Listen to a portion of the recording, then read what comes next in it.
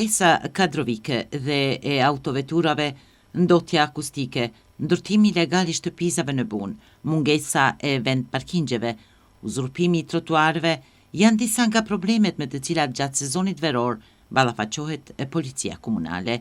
Kështu për televizionin Teuta deklaroi kryeshefi i këtij sektori Milazim Mustafa. Edhe përkundër mungesës kadrovike dhe autoveturave, policia komunale është përpjekur në maksimum për të realizuar obligimet, të cilat sidomos gjatë sezonit veror janë më shumë se të ngjeshura. Është vërtet se sezoni në Ulqin ende nuk ka kaluar, bile mund të themi është në vrullin e tij. Mirë, po problemet i kemi pasur që në fillim, siç jeni edhe ju si televizion ndjeni, problemin kryesor e kemi me kuadro, cilat nuk i kemi aq sa na takojnë, aq sa i takojnë policisë komunale, e sidomos aq sa i takojnë për sezonin, siç është sezoni i verës. Përveç kuadrave, cilat i kemi në mungesë, jemi munduar që të punojmë, bile i kam stërngarkuar edhe ata punëtorë të cilat punojnë, janë marrëdhëniet e punës. Problem tjetër, kemi edhe makinat, jemi shumë herën në mungesë të makinave, se kemi shumë të vjetra për policinë komunale, sidomos flas, dhe ma shumë i kemi në prishje se sa në gjendje të rregullt. Megjithatë, jemi munduar dhe ende mundohemi që qytetarëve dhe turistëve t'ju dalim në krye këtyne punëve në rast thirrjeve që i kemi prej tyre. Sa i respektojnë lokalet, oraret e punës?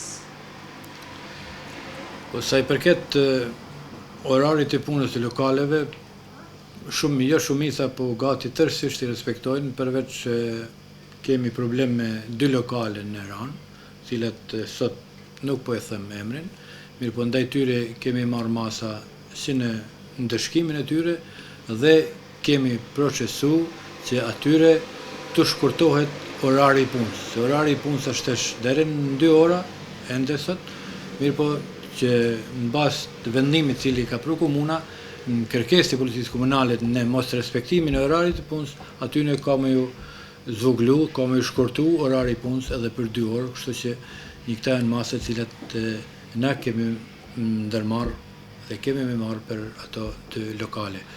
Sa i përket lokaleve tjera, në përgjithësi është mirë dhe jam i kënaqur me respektimin e këtij orari. Kemi pasur rast të shohim të themi në terasa, të qitura tavolina, të qitura korrigat.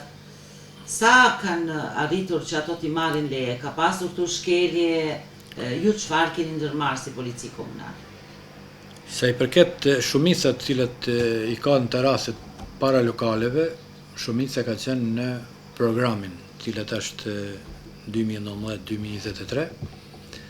Mirë po kemi pas edhe asi rastësh cilat nuk kanë mujt që të përfshihen në këtë program. Ose janë qelë ma vonë, ose nuk kanë marrë pjesë në 2019 për futjen e këtyre lokaleve në këtë, dhe me ato lokale kemi pasur probleme, se njerëz kanë qenë gatshëm të vinë të paguajnë, mirë po s'kanë pas mundësi, domethënë komuna nuk u ka dhënë mundësi që ata të paguajnë dhe të jenë në mënyrë të rregullt.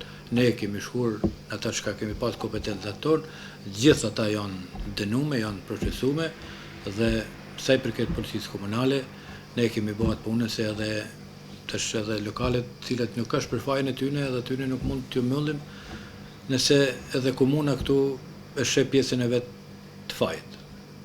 Ndotja akustike me shumë shënuar në Ranë, ku ka munguar edhe instalimi i limitatorëve. Zërimi është lejuar deri në 65 decibel, por në shumicën e rasteve kjo i ka tejkaluar edhe 95 decibel.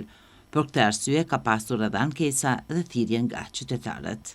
Sa i përket zhurmës, si quhen të shëtën ndotje akustike, kemi pasur me të vërtet shumë thirrje dhe edhe vetë kam vërtetu një gjatë tillë që në bazë ligjit ata janë deri në 65 decibel, shumicën e rasteve të kanë kalu edhe 90 decibel. Më të vërtet, unë kërkoj falje ndoshta edhe atyne njerëzit që jetojnë për rreth këtyne objekte të cilat e bojnë këtë ndotje akustike. Mirë po, edhe këtu mund të them që ato janë gjithë me leje, mirë po ata është dashur të vejnë limitator. Mirë po, përsëri edhe aty kjo ta quajmë shtëpi apo ai enti cilat i bën instalimin e tyre limitatorëve, shumë herë unë kam kontaktuar direkt me ta dhe në mail kemi marrë me mend çfarë përgjigjet që entes mundemi me ardh tek javën tjetër, domethënë tek e martja e ardhshme vinë pak para krymes sezonit turistik janë gjendje sepse janë stërn ngarkuar nëpër qytete të tjera dhe kështu qytetin e Ulqinit e kanë lënë më të fundit. Aty kemi me vërtet muzika është sidomos për ata që kanë edhe një herën që kanë në banesat shtëpijet e tyre afër me vërtet është shumë e vështirë. Sa i përket angazhimit të Merimangës në qytet, Mustafa ka thënë se kjo ka ndikuar në rregullimin e komunikacionit, por akoma ka qytetar dhe mysafir të cilët nuk respektojnë shenjat e komunikacionit, parkojnë autoveturat e tyre në vende të ndaluara. Gjatë një dite, Merimanga konfiskon 7 deri në 8 autovetura. Por shtu, parkingu në qytetin e Ulqinit është problem ndimen. Edhe unë çuditem se ku parkohen gjithë ato makinat cilat vinë prej qyteteve dhe prej shteteve tjera. Këtë duhet pushteti lokal, duhet që bile është dashur edhe moti që të caktojnë disa lokacione për parkinge. Ne, sidomos tash kemi rastin tyne Covid-19, cilat vinë njerëz para ambulancet, nuk kanë ku me parku makinën. Vetë ambulanca dhe vetë ndihma parë aty i kanë vu rampët. Domethënë njeriu vjen vetëm një makinë, 2 munden me hy. Aty do duhet me herë me kthy mrapër për mos me blloku. Ne kemi leju që në trotuarët komunës, para komunës, në mjet komunës ambulancës që të parkohen njerëz dhe nuk kemi të i denu. Në për çdo trotuar rreth ambulante çka janë, nuk kemi të i denu duke marrë parasysh se njerëz vinë kanë nevojë që më dalë në ndihmë. Se përket Merimangës, ajo ka bë punën e vet dhe ka bë efektin e vet, se njerëz nuk i lajnë ende lajnë gjyse Merimanga merr mesatarisht 7 deri në 8 makina në ditë, domethënë ende kemi qytetar dhe si të Ulqinit që të huajt, cilat e lanë vende pa vend makinat. Mirë po Merimanga, sado një Merimang nuk mundet me mrrit edhe aq shumë. Kësaj duhet prej vendit cilën është atje e stacionuar deri në plazh vogël apo deri në te hoteli Albatros, duhet masi gjysorët vetëm udhëtimi kur nuk ka trafik, kur ka trafik, ajo edhe na bllokon edhe vetë Merimanga na bllokon në trafik. Ndërtimi i shtëpizave në Bun, ku llogaritë të jenë rreth 900, në mesin e të cileve 300 nuk posedojnë leje, vazhdon të jetë problematike për policinë komunale, të cilët në mungesë të fuqisë punëtore nuk arrin të kontrollojnë terrenin. Mustafa shprehet se ky problem mund të jetë me karakter politik. Të mira detare marrin të holla nga Ulqini, por policia komunale në këtë aspekt ka vetëm shpenzime, u shprehaj. Po bëhet në muajin tetor bëhet një vit cilët na kanë kalu kompetencat cilët e ka pas shteti, i kanë hedhë në pushtetin lokal. Mirë po çka është një paradoks. Shteti hedh kompetenca, por nuk t'jep punëtor. Ato janë diku rreth 900 shtëpisa apo baraket cilat janë atje, por janë edhe shumë prej tyre deri në 300 janë ose pa leje fare ose kanë kalu ata gabaritet si quajnë.